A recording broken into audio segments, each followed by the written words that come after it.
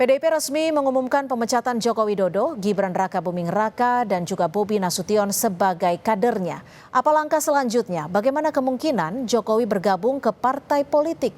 Kita akan membahasnya bersama Wakil Ketua Umum Partai Golkar, sudah ada Bung Melki Lakalena, serta Sekjen Projo Handoko, juga Direktur Eksekutif Indo Strategik Ahmad Hoirul Umam. Selamat petang Bung Melki, Mas Umam, dan juga Mas Handoko. Terima kasih sudah bersama kami di Sapa Indonesia Malam. Selamat petang, Mbak. Ya, Bung Melki, ini ada respon apa nih sekiranya Golkar setelah Jokowi dipecat di PDIP? Apakah Golkar yang menyebutkan diri sebagai partai yang terbuka dengan siapapun langsung akan mengajak Pak Jokowi dan juga Gibran gabung? Yang pasti komunikasi kami dengan semua partai berjalan baik. Komunikasi kami dengan Pak Jokowi dan Mas Gibran, Mas Bobi juga berjalan baik, sehingga tentu situasi ini tidak serta-merta akan membuat kami seperti tadi disampaikan oleh Pak Bahlil, hanya karena ini kami harus berkomunikasi dengan Pak Jokowi untuk urusan yang terjadi baru-baru ini. Tapi yang pasti komunikasi kami sudah berjalan baik selama ini, dan nanti pada waktunya tentu setelah situasi lebih kondusif, kemudian nanti situasi kondusif Jokowi, maksudnya gimana? Memang sekarang tidak kondusif begitu? Kan kalau kita lihat sekarang kan Pak Jokowi juga tidak mau menyampaikan mau kemana, kan udah masih partai perseorangan dan seterusnya. Tentu kita berjalan sealamiah saja, karena sekali lagi komunikasi Pak Jokowi dengan semua pihak saya pikir baik ya. Yang saya lihat juga dengan teman-teman PDIP juga secara pribadi juga berkomunikasi baik. Jadi sebenarnya kondisi ini kan sudah lama diperbincangkan oleh publik. Tapi sekali lagi kita tentu menghormati semua yang terjadi di masing-masing partai. Tapi yang pasti Partai Golkar kita semua oleh Ketua Umum kami Pak Bahlil terbuka pada siapapun yang memang bisa terlibat dengan Partai Golkar. Tentu Pak Jokowi sebagai tokoh bangsa, sebagai seorang presiden 2 periode, tentu memiliki kapasitas juga untuk bisa berkontribusi melalui pilihan beliau. Tentu Partai Golkar terbuka untuk bisa bersama beliau untuk proses ke depan. Gitu. Kalau dari Projo, ini perspektifnya sebaiknya Pak Jokowi ini berlabuh kemana nih kalau dari Projo menginginkannya? Oke.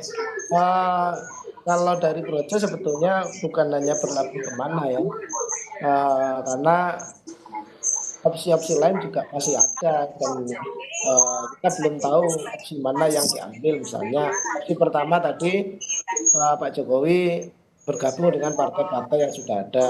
Beberapa partai sudah sampaikan terbuka untuk Pak Jokowi. Kemudian juga karena kontestasi elektoral berikutnya masih 2029 ya, itu juga masih mungkin misalnya Pak Jokowi membangun partai sendiri. Gitu. Partai Projo maksudnya? Nggak tahu. Tentu Projo pasti akan menjadi bagian dari itu kalau memang Pak Jokowi membangun sebuah partai, karena resources dan jaringan yang dimiliki Pak Jokowi juga cukup banyak. Tapi ada komunikasi tidak soal pembentukan partai ini dari Projo dan juga Pak Jokowi? Belum, hari ini belum. Tapi yang jelas bahwa tapi diskusi-diskusi misalnya kami terus terang juga pernah dulu sebelum awal awal periode kedua misalnya mengusulkan misalnya partai baru gitu. Tapi kemudian waktu itu ya belum menjadi pilihan dari Pak Jokowi. Saya ke Mas. Opsi berikutnya kan Pak Jokowi bisa mempengaruhi konstelasi politik nasional dari posisi non partai. Ini misalnya kita lihat kemarin dalam kontestasi pilkada. Saya ke Mas Umam, kami tangkap Mas Handoko. Saya ke Mas Umam. Mas Umam, kalau dari perspektif Anda, kemungkinan langkah Pak Jokowi ini harus bagaimana gitu? Biar bagaimanapun seorang Pak Jokowi pasti tentunya membutuhkan wadah politik sebagai kendaraannya.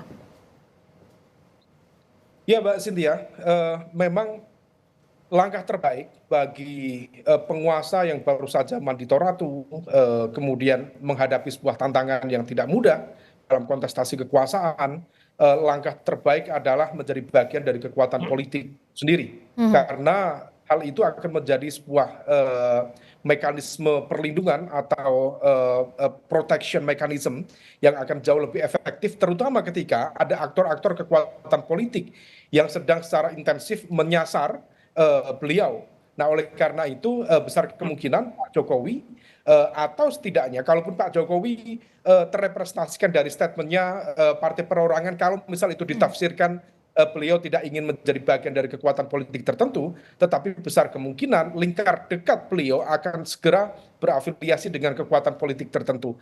Kalau Mas Bobi per hari ini sudah menjadi bagian dari Gerindra, Ya. maka hari ini yang kemudian perlu diperjelas adalah Mas Gibran. Dan kita juga tahu bahwa Mas Gibran dan juga beberapa menteri-menteri yang ada di pemerintahan saat ini adalah masih menjadi bagian dari sel-sel kekuatan politik Pak Jokowi. Oleh karena itu tentu akan dihitung mana yang akan jauh lebih kuat, mana yang kemudian lebih menguntungkan secara politik sekaligus juga menyediakan political protection yang memadai. Oke, kalau Bung Melki dari Partai Golkar sendiri, jikalau Pak Jokowi memilih wadah politik ya melalui Partai Golkar, posisi apa yang ditawarkan Partai Golkar? Bung Melki, mohon maaf, audionya boleh dibuka? Tentu Pak Ya, Jokowi silakan. dengan pengalaman beliau selaku presiden 2 periode, tentu sangat banyak hal yang bisa dilakukan oleh beliau selaku mantan presiden 2 periode ini untuk bangsa ini, dan tentu kami di Partai Golkar akan sangat berterima kasih jika beliau berkenan untuk bergabung di Partai Golkar. Dan terkait posisi untuk Pak Joko Widodo, tentu pasti akan ada perbincangan dengan ketua umum kami dan jajaran partai yang lain untuk menempatkan beliau secara tepat di Partai Golkar untuk posisi apa yang paling memungkinkan untuk beliau bisa berkontribusi bagi bangsa melalui Partai Golkar. Tapi kalau Tentu dari akan ada kader komunikasi sendiri diterimanya sebagai posisi apa? Kami tidak bisa bicara karena tentu ini harus ada perbincangan antara Pak Jokowi dan pimpinan kami dan juga teman-teman pimpinan DPP lainnya untuk posisi yang paling tepat buat beliau untuk bisa berkontribusi bagi bangsa dan melalui posisi ada di Partai Golkar, sehingga benar-benar jika Pak Jokowi berkenan untuk di Partai Golkar akan berkontribusi maksimal bagi bangsa melalui Partai Golkar nantinya. Oke, kalau Mas Handoko, ini kan seandainya Pak Jokowi memilih, meskipun sampai saat ini masih selalu mengucapkan adalah partai perorangan, meskipun partai tidak mungkin perorangan seperti itu ya. Apa sekiranya yang Projo harapkan sebagai pendukung setia Pak Jokowi? Begini, Pak Jokowi ini kan dengan pengalaman politiknya yang begitu panjang dan cemerlang ya, sangat sukses, itu tentu menjadikan Pak Jokowi seorang tokoh negarawan yang pasti bisa memberikan kontribusi, memberikan dharma bakti yang luar biasa bagi bangsa ini. Pun demikian, rakyat juga memang butuh tokoh-tokoh seperti Pak Jokowi ini tidak berhenti, tidak pensiun, tetapi terus berkontribusi bagi pembangunan bangsa dan negara dan rakyat Indonesia. Maka pilihan apapun yang diambil Pak Jokowi, kami meyakini bahwa itu adalah dalam upaya bagaimana Pak Jokowi dengan potensi luar biasanya terus menjadi energi positif, memberikan kontribusi bagi pembangunan bangsa dan negara Indonesia ini, Mbak. Jadi kami meyakini itu, maka tentu kami juga akan mendukung langkah apapun Pak Jokowi pasca beliau secara resmi dipecat oleh PDI Perjuangan ini. Yang penting Pak Jokowi terus berada dalam pusaran politik nasional, berada dalam pusaran rakyat dan terus menjadi kontributor besar. Oke, Mas Umam, kalau Pak Jokowi selalu menyebutkan partai perorangan, apakah ini artinya belum ada posisi yang tepat yang ditawarkan partai manapun untuk Pak Jokowi? Ya, kembali lagi di Sapa Indonesia Malam. Mas Umam, ketika kita bicara soal politik, bukan suatu hal yang memungkinkan ketika berkendara tanpa mesin politik, tanpa partai. Kalau untuk Pak Jokowi ini, jika masih terus mengatakan adalah partai perorangan, bagaimana menurut Anda, Mas Umam? Ya, tentu semuanya akan dihitung betul secara taktis maupun strategis ya. Dan itu Pak Jokowi sebagai bagian dari the strategist, jadi yang paham betul pola strategi dalam konteks relasi kekuasaan, tampaknya akan berhitung secara matang.